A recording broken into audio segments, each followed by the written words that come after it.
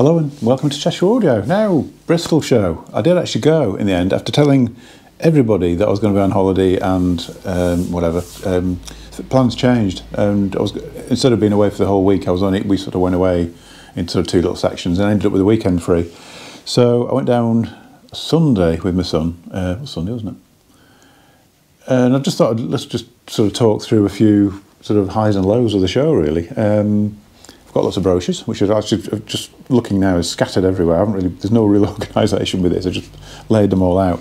I'll tell you what was a bit of a disappointment, and it's interesting. I've just been speaking to a customer on the phone about this, and he came up with it straight away. He said, "Where was all the vinyl? Where were the record players?" He said, "I only saw two." And it's true. Yeah, it's true. Hardly anybody was using record players. Some were using CD, but everybody was using streaming. And I know why, really. It's because it's easy. Yeah, I think it's because it's just because it's easy. They can sit in the corner of the room with a little pad or whatever, and they can just choose tracks and whatever. It surprises me really. Go to all that effort to get to put a show on and use kind of. And this is my view on this, but it kind of using the worst source really. Probably the biggest disappointment. Not the worst sound. It was a good sounding room, but you've got to relate. Lynn actually. I went and sat in the Lynn room, which was a proper room, properly set up. They had all the stuff that you need to have there, all sound deadening or whatever else. And they had was it Climax 800 monoblocks, the new ones, and is it Accurate speakers? There's a new speaker called the Accurate, which is sort of. I think they're about 90,000. The power amps are either 45,000 each or 45,000 for a pair. I'm not sure, but basically the whole setup there, but with their streamer. And yeah, it was a big, clear sound, and everything was big scale there in the room. But it was just completely dead to me. It didn't have any sort of real character at all. I mean, there was a sound deck in there. There was a 50th anniversary sound deck sat next to it, which they may or may not have been using. But why not? Why? It's your heritage. You should be, it should be on there really. So that was a shame. And a lot of rooms were like that. As soon as to me, as soon as I was walking into the room, sometimes before I actually saw what was playing, you could tell it was streaming because it's got that sort of clipped feel to it. It feels constricted and clean and clear, but like something fundamental is missing from it somehow. Anyway, saying that, Neat. Were making a good sound. They were using streaming when I went in, but it sounded okay actually. But I know they're particularly good at setup. They spent a bit of time on room treatment and that sort of thing. And the speakers are good in awkward rooms as well. So I think that's probably why. But they were sound. I think it was Mystiques were playing when I was in there. And that was really quite nice though, actually. What else was good in there? I tell you what was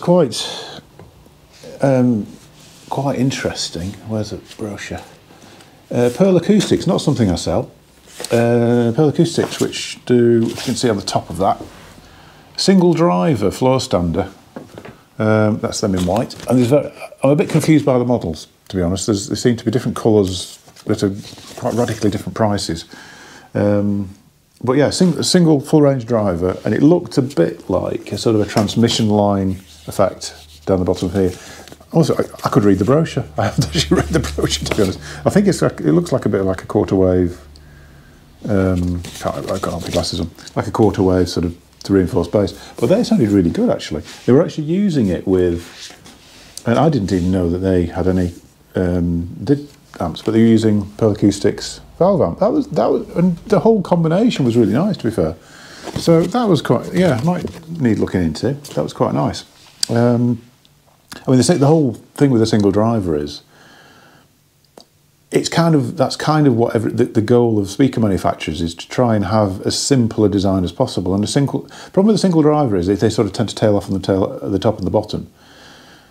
But if you can be clever with your cabinetry and all this sort of thing, I think the actual response of those, I think the one thing I did look at was the response, and it seems, it's not really giving the parameters of, but it's saying 38 hertz to 20 kilohertz, which is kind of, like some better kind of floor standards, really. And they didn't sound like they were sort of tailed off in any respect. They did sound full and nice and clear, but generally what you tend to find with single drivers is that you get a fantastic mid-band. So vocals and guitars and stuff like that are really, really in the room, and that's what that was doing. I was impressed by that. I thought it was good. Also impressed by, but going off a complete tangent, actually, this is the other thing, there weren't very many new products being launched. There are some Rega ones, which I'll come to. I was just thinking whether I'm actually allowed to talk to them. Well, they're at the show, so I am, yeah. They've not announced anything particularly, but like, yeah, I'll go into the Rega stuff in a minute. I was told that there was an interesting exciting new product coming from Fyne Audio, and I thought it might have been some sort of isolation, something like that. I should have thought deeper than that, because I should have known, really. Just get my phone. Right, I'm back. Yeah, yeah. Fyne Audio. I should have known what they were up to be honest, because there was all this secrecy about this new product. I was thinking all sorts. Super tweeter. They're actually doing a super tweeter, and it's there's a relationship with Tannoy. I mean, a lot of the guys from Fyne are ex-Tannoy employees, the management and the designers and the craftsmen sort of thing. So it's kind of an obvious step, to be honest. Front view of it, beautifully made. I mean, it's absolute work of art. And there's a view from the side. Ignore the little circles, because that's just showing the dispersion of the driver, really. But yeah, it's about this sort of size, slopes up, really, really, like I say, beautifully made. The top bit on there is a little bit like their bass track system, so it sort of disperses the treble out, sort of out all around the room. Now, if you don't know what a super tweeter is, it's a bit of a controversial one. A super tweeter sort of handles frequencies above, sort of higher in the treble than your normal speaker will. Now, most speakers will go up to pretty much the board, you know, the limits of human hearing. So, I suppose the question is, why would you want anything that goes any further than that? It's actually really interesting. I can imagine that straight away people are going to be shouting snake oil at me, because people do, and it's until you experiment with these things and sort of understand them. I can understand it, because it's like one of my customers who bought. I sold him some, after many demonstrations, some Townsend super tweeters, tiny little things, about 1,200 quid, I think they are. And it was quite a radical difference to his system, and it does weird stuff like it sharpens up the treble, yeah, which is kind of what you would have thought, but it tightens the bass. Vocals sound much more that they've got space around them, and the soundstage steps out.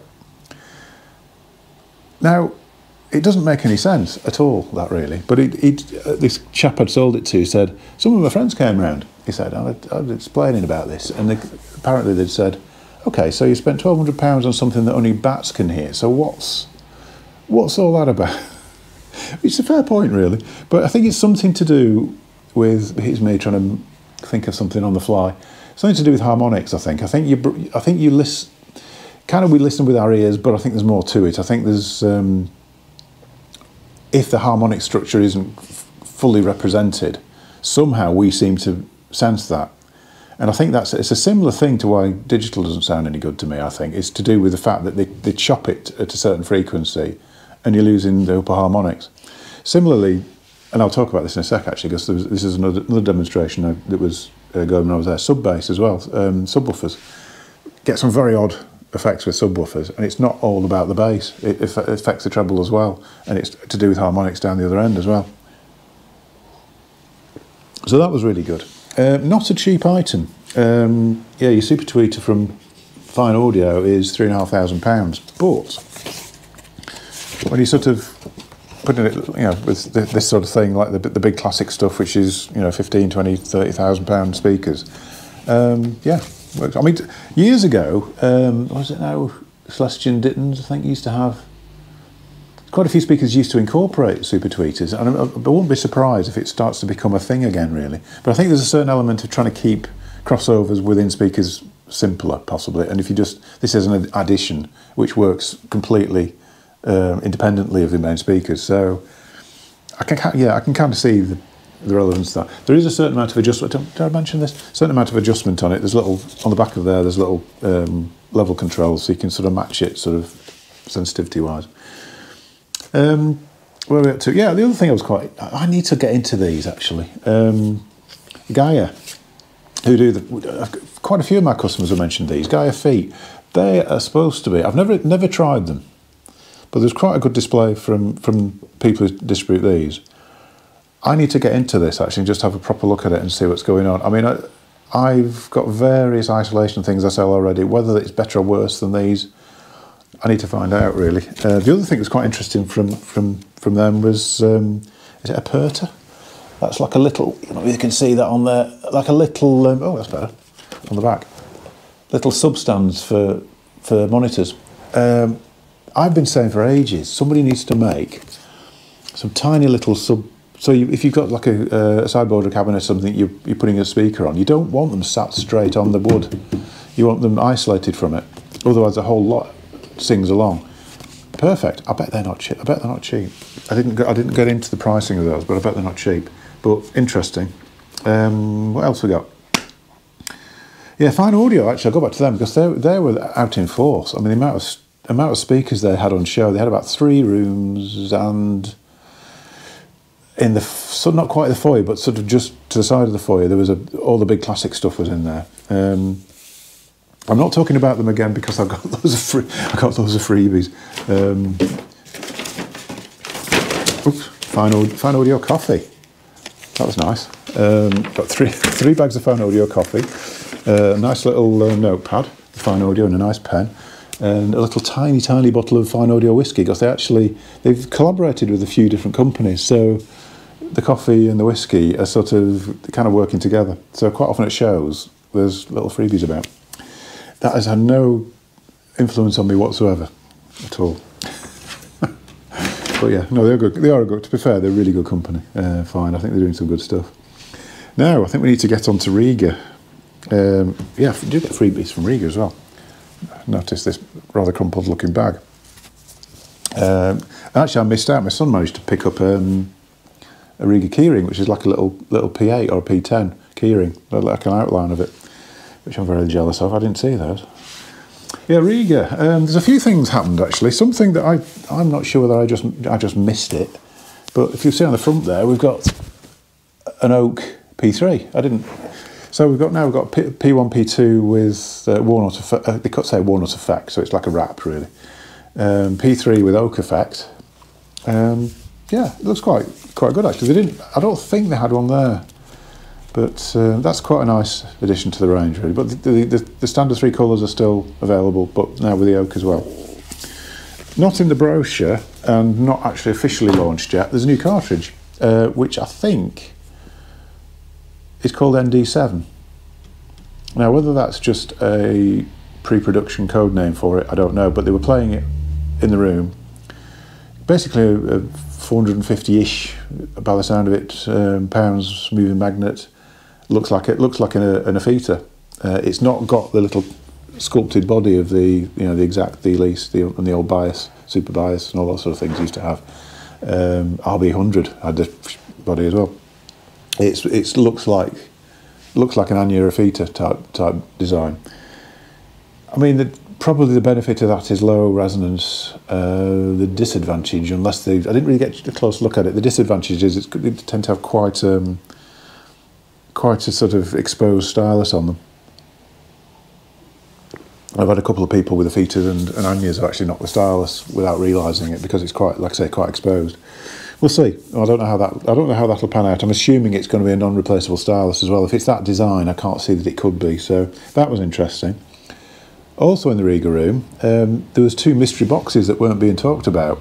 Now, what they are is a pre and a power. I think it was. I forgot to make a note of the names. Is it Mercury and something else? There's something else that escapes me for the moment. But basically, I know they were thinking of, and I'll get the phone, they were thinking of going up, sort of, and replacing the big amp. So. Hello, I'm back again. It's been really busy here actually since I got back from being on holiday. Partly because I've been on holiday and it's always busy because people sort of wait until I come back, which is good.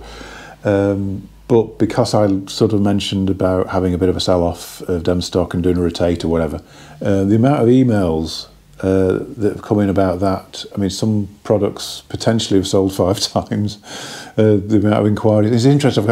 So far, I've had a lot of inquiries and only a few sort of people actually buying stuff off it. So, yeah, if you actually are interested in something, you need to get on with it a bit, really, because the amount of inquiries is taking me by surprise, really. Like I say, certain things, there must be 4, 5, 6 inquiries on. Some things I haven't been asked about at all. So anyway, yeah, it's quite interesting, really. Which reminds me, I need to go and find a box for a pair of Fyne Audio 501s before I close in half an hour. Yeah, so yeah, Rega's sort of plan was to replace the Osiris amplifier, the big sort of £7,000 amp that they do, with, you know, sort of, and move it on a little bit.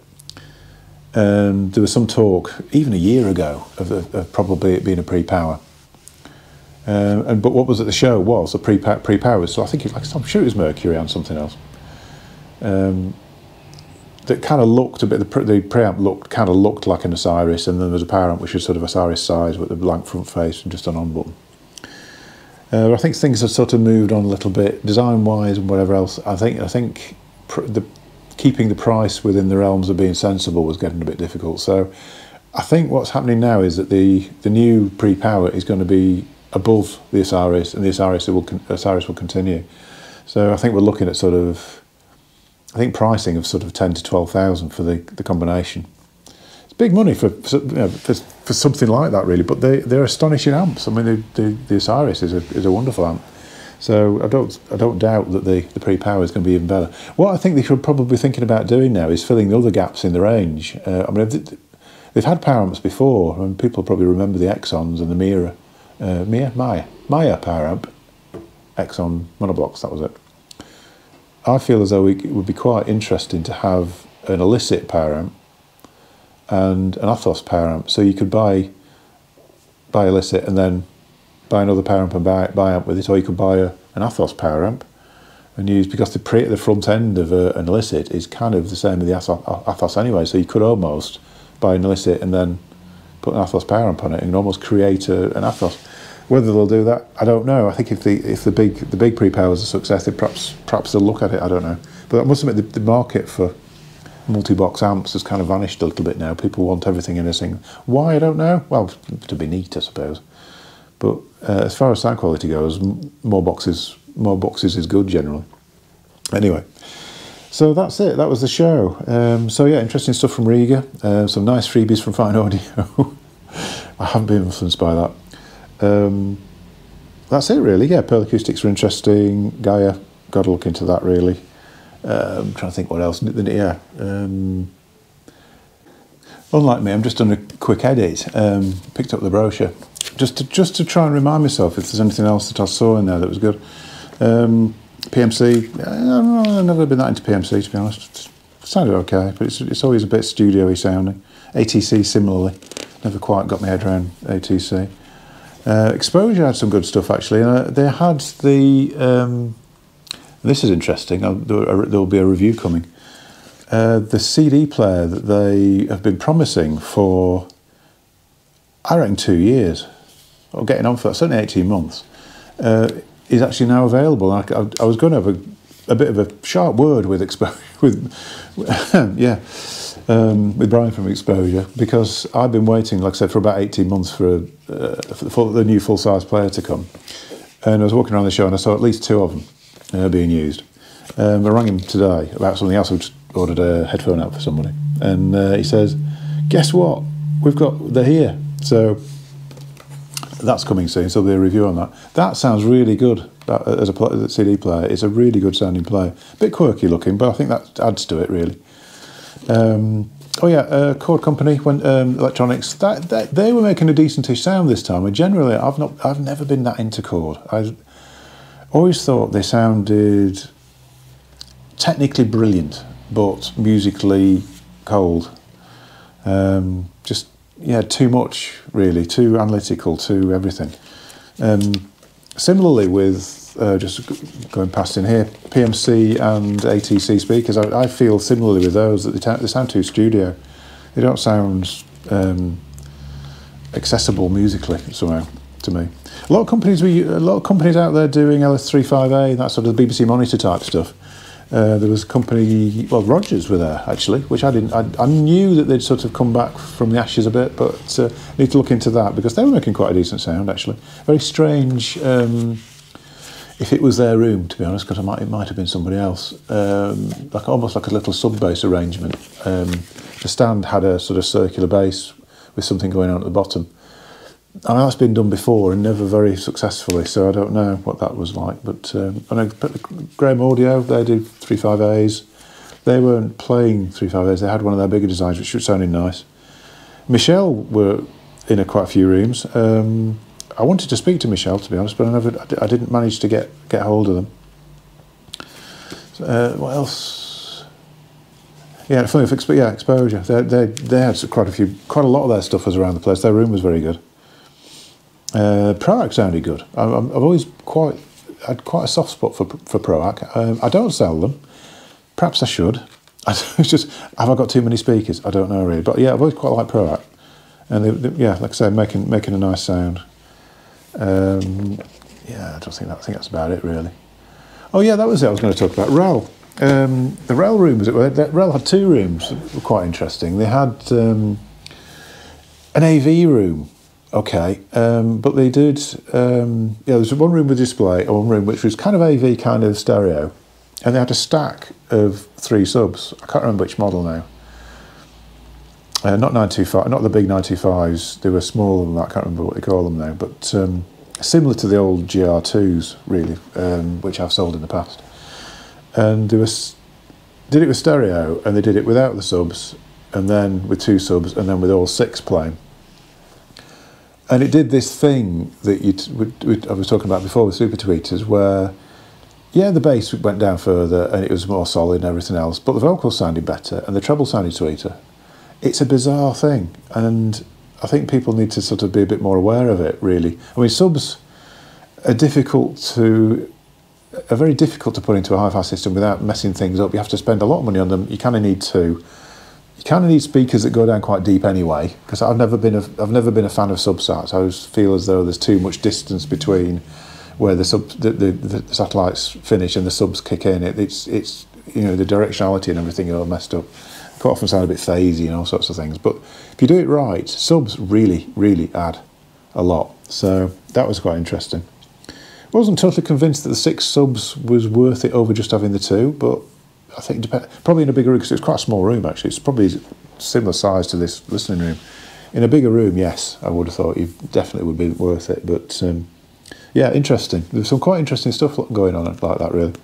Anyway, I've got to finish there because I think I've run out of things that I remember. Don't forget to give a subscribe and a like. Subscriptions are about 10,500 now. Yeah, amazing, isn't it, really? Yeah, and to all the people who came up to me at the show, yeah, thanks for saying hello, to be honest. I mean, someone was saying there's a couple of people who were doing double takes as we walked through where the restaurant area was, and people sort of like that looking as well. It's all very strange. I'm not used to this sort of, yeah. But yes, thanks for saying hello, and hope you all enjoyed the show, the people who went. I did, actually. I mean, it's kind of work, but I did enjoy it. It's nice layout, and the Sunday was apparently quieter than the Saturday as well, so it wasn't too crazy there. So yeah, no doubt go again next year after that. So I'll end it now. Thanks for watching. I'll see you in a future video.